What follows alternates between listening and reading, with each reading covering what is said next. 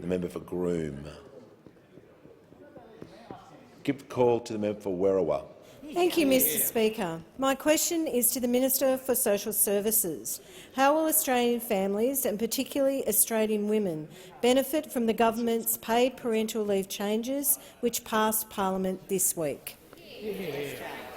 Give a call to the Minister for Social Services. Well, thank you, Speaker, and I'd like to thank the member for Werriwa for that question.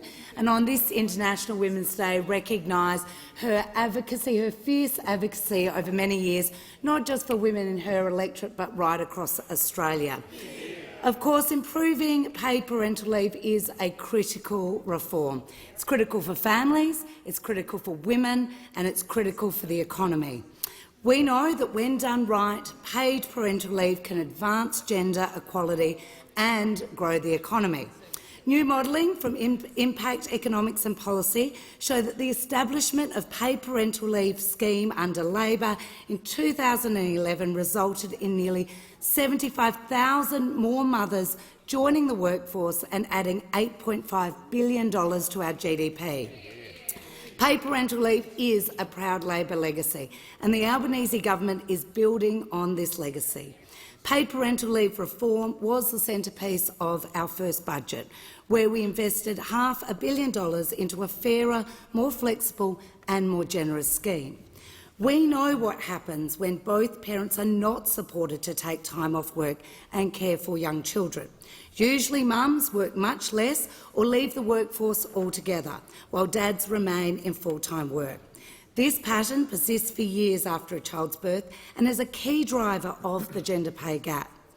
We heard the messages loud and clear at our very successful Jobs and Skills Summit in September, where gender equality and economic growth went hand in hand.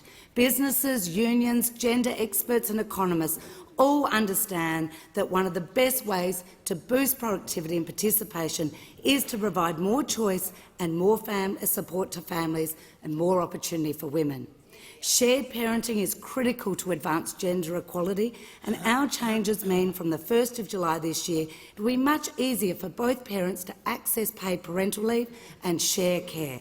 After 10 years of policy stagnation from those opposite, we lag behind other OECD countries.